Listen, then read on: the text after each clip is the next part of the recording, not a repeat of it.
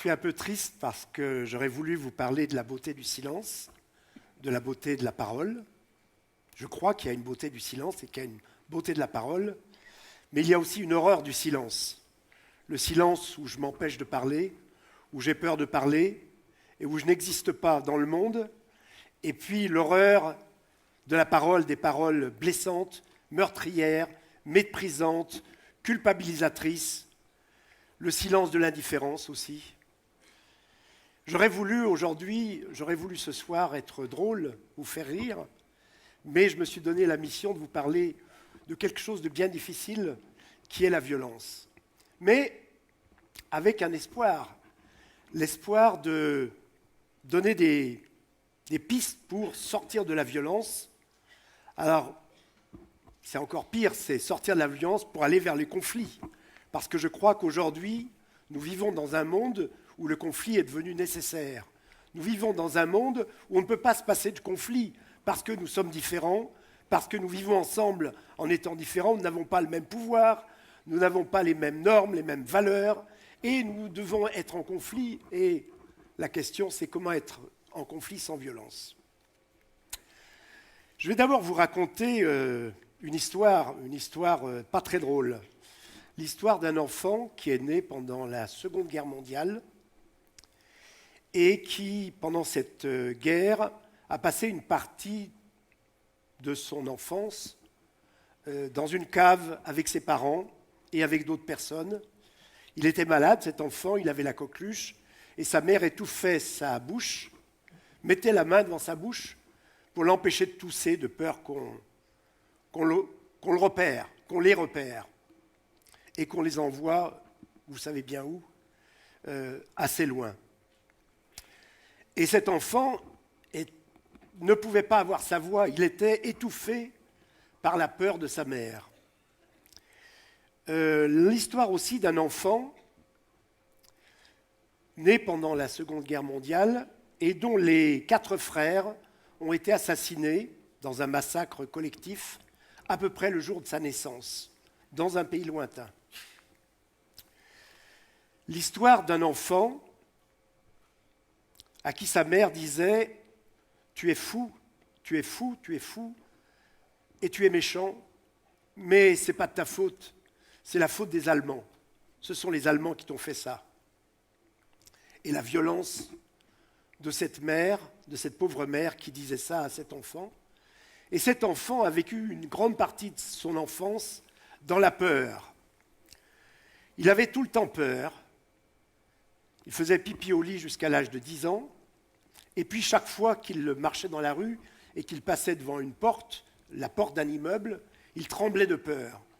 Il tremblait de peur à l'idée de ce qui pouvait en sortir. Il ne savait pas qui il était. Il ne savait même pas s'il était un animal, s'il était un hybride, s'il était une chose. Il ne savait pas qui il était.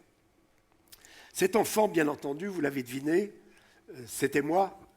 Et j'ai dû guérir. J'ai dû apprendre à me guérir, à guérir de ces peurs, de cette peur, de ce silence, de cette violence. Et c'est ainsi aussi que je suis devenu guérisseur de la violence, guérisseur de la peur et guérisseur de la violence. Je ne pense pas qu'on puisse enseigner la non-violence, comme certains le pensent. Je ne pense pas d'ailleurs qu'on peut enseigner à communiquer aux êtres humains, à aimer. Je pense que ce qui nous empêche d'aimer, de communiquer, de vivre avec les autres, ce qui nous empêche d'être non-violents, eh bien ce sont nos blessures, ce sont les blessures que nous devons guérir. Et c'est pour ça que je parle de guérison.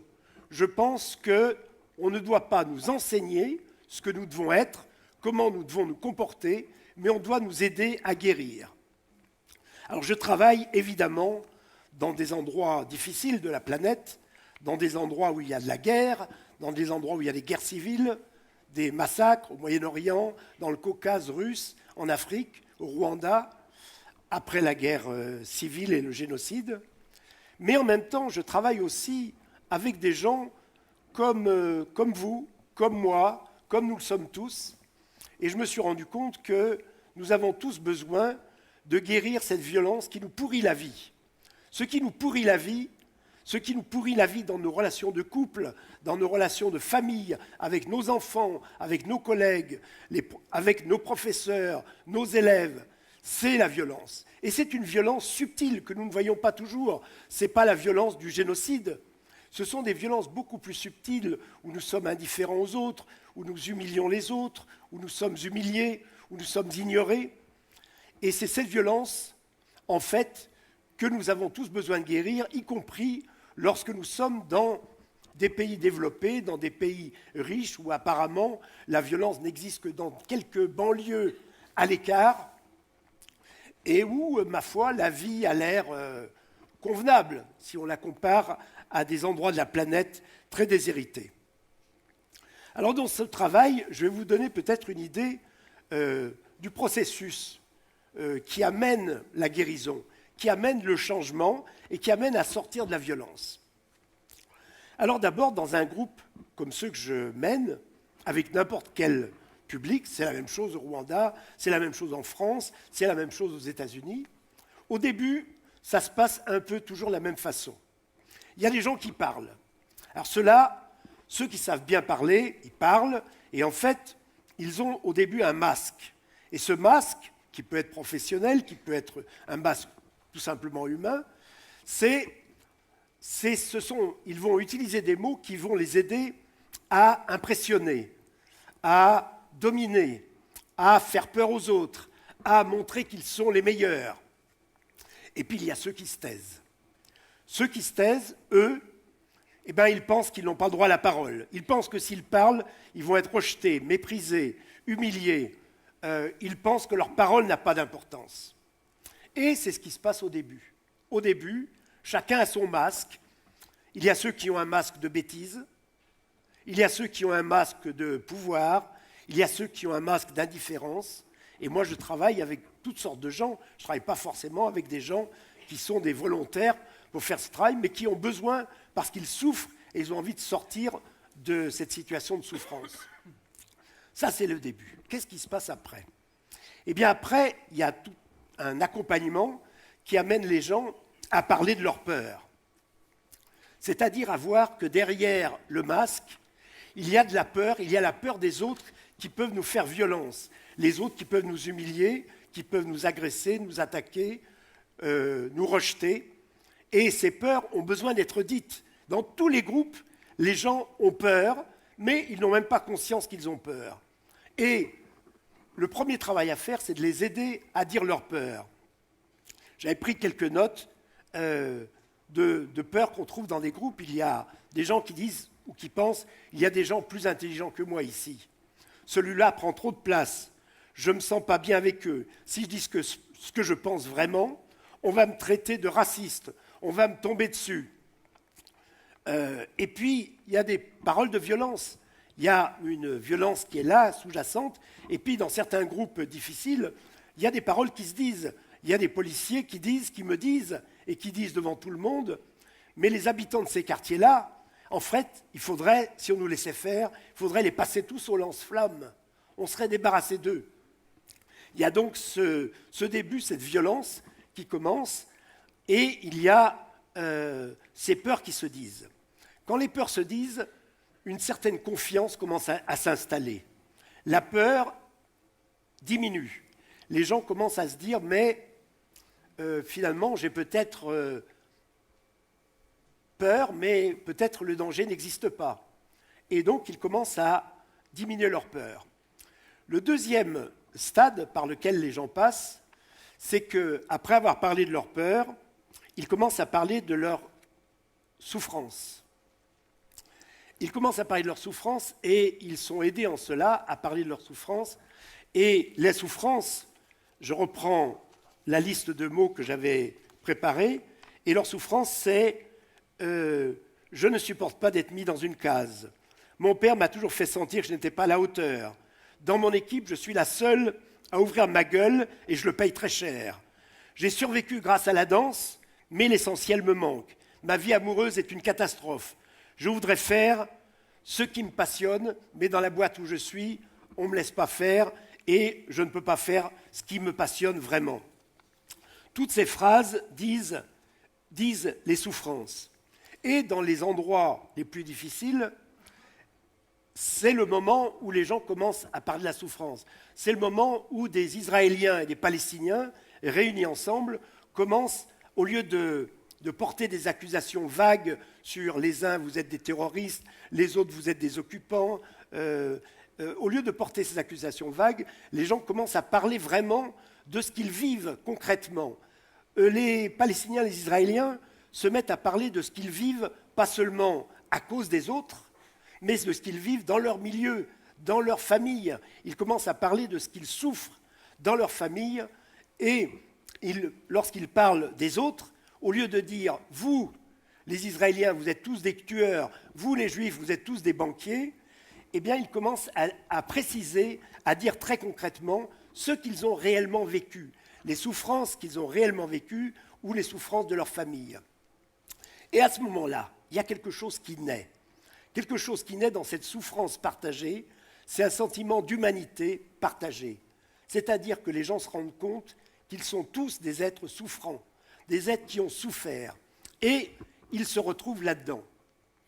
Ils se retrouvent là-dedans et un autre exemple qui m'a bouleversé que je ne peux que vous le raconter, c'est quand j'ai travaillé au Rwanda en réunissant des génocidaires, des gens qui avaient commis des massacres horribles, qui sortaient de prison et qui doivent revivre à nouveau dans les villages avec les survivants, avec les gens dont ils ont tué la famille.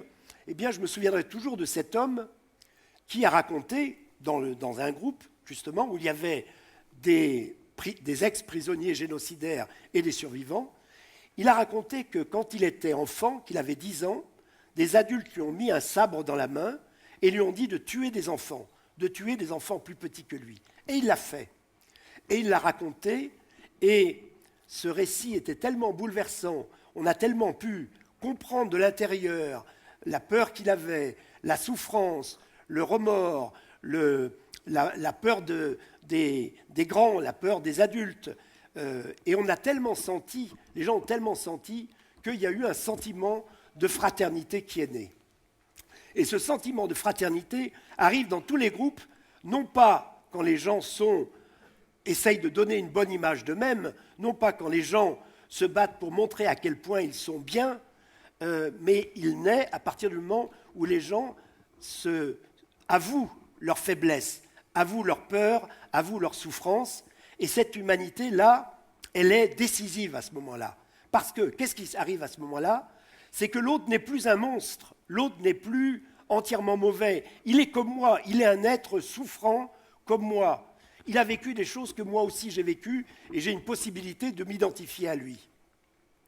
C'est le moment, par exemple, où toujours dans ce groupe auquel je pense, où il y avait des Palestiniens et des Israéliens, le Palestinien dit d'un seul coup à un Israélien, il lui dit « Mais pour moi, maintenant, tu es toujours un adversaire, tu es toujours un ennemi, je dois te combattre, mais tu es un être humain, tu n'es plus un monstre, tu es un être humain. » Et ce moment-là est décisif parce qu'à ce moment-là, effectivement, le conflit est possible. Un conflit, d'ailleurs, qui pousse les gens dans leur retranchement. Un conflit qui les amène à sortir ce qu'ils ont dans le ventre. Et à ce moment-là, quand ce conflit existe, ce conflit sans violence, où l'autre n'est pas vu comme un monstre, à ce moment-là, ce n'est pas la vérité qui sort, parce que, comme on sait, chacun sa vérité, mais c'est la réalité. C'est la réalité qu'on oublie, la réalité qu'on ne connaît pas, parce qu'on est aveuglé par le filtre de nos haines, de nos peurs, de nos passions. Et à ce moment-là, on se met à parler de la réalité. Et on peut faire quelque chose à ce moment-là. On sort de l'impuissance parce qu'on n'est plus dans des généralisations, on est dans des choses très concrètes où on a besoin de se battre, effectivement, mais où peut se battre, on peut se battre. Alors, je voudrais dire également une dernière chose, c'est que je pense qu'il faut qu'on réhabilite la peur. Il faut qu'on réhabilite la violence. Tout à l'heure, je vous ai dit ma difficulté, ma tristesse à l'idée de vous parler de la peur et de la violence. Mais je pense que c'est un message très, très heureux de réhabiliter la peur. On nous dit, par exemple, on nous parle de la peur de l'autre. On nous dit la peur de l'autre, la peur de l'autre. Il ne faut pas avoir peur de l'autre. Mais c'est un mensonge.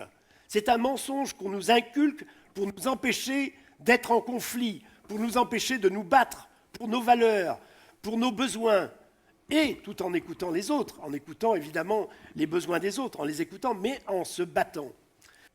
L'autre, ce n'est pas l'autre qui nous fait peur.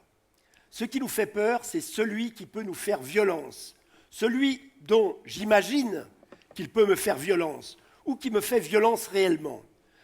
Lorsque je suis dans le métro et que je vois un moine bouddhiste, c'est un autre, il est vraiment autre, il a une tonsure, il a une robe orange, il ne me ressemble pas, il a une autre religion que moi, mais il ne fait pas peur. Il ne fait pas peur parce que je n'ai pas peur de sa violence, ou peut-être parce qu'il n'est pas violent avec moi, et en tout cas, moi, je n'ai pas peur de cette violence. Donc la peur, en fait, il faut qu'on arrive à distinguer les peurs face à des dangers réels qui font qu'on a besoin d'être en conflit, qu'on a besoin de se battre pour empêcher l'autre de nous faire du mal, pour empêcher l'autre d'être violent avec nous.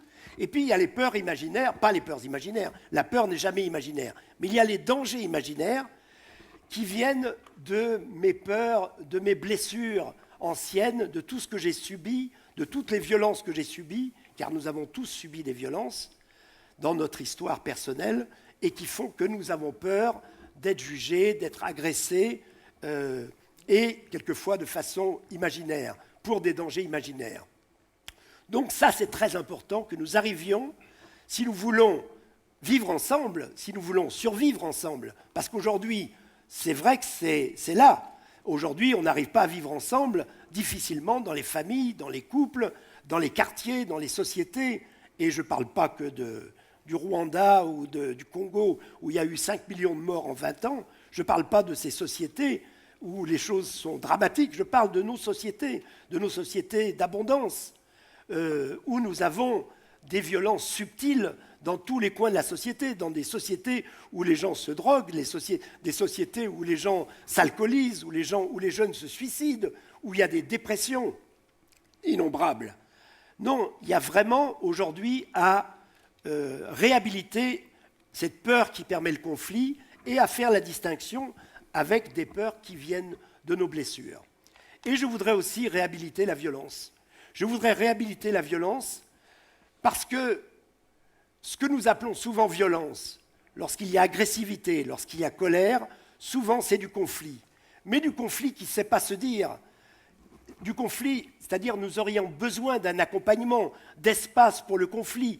Mais dans nos sociétés, il n'y a pas d'espace pour le conflit, il n'y a pas d'apprentissage du conflit. On nous dit de bien nous entendre avec les autres, mais on ne nous explique pas comment être en conflit. Et la violence, il y a la violence imaginaire, c'est-à-dire la violence qui vient de nos peurs et de nos peurs de danger que nous fantasmons parce que nous avons été victimes de violences et nous croyons que les autres vont nous abandonner, que les autres vont nous culpabiliser, nous maltraiter. Mais il y a aussi, quelquefois, un besoin de comprendre que notre violence, c'est peut-être une réaction légitime qui cache un conflit. Et pour moi, le message que je voudrais donner aujourd'hui, c'est que le conflit, même s'il est agressif, même s'il paraît violent, entre guillemets, c'est ce qui va nous permettre de vivre ensemble. Il y a l'union, il y a l'amour, il y a l'empathie, il y a tout ça qui existe, mais il y a aussi le conflit, et sans le conflit, je pense que nous ne survivrons pas dans une époque aussi déstabilisée que la nôtre, dans une époque où tout dégringole, la confiance dans les politiques, les familles, la bonne entente dans les familles, la bonne entente dans les quartiers, entre les enseignants, les élèves. On voit bien qu'aujourd'hui, dans cette crise multiple, eh bien, nous avons besoin d'apprendre le conflit. Merci.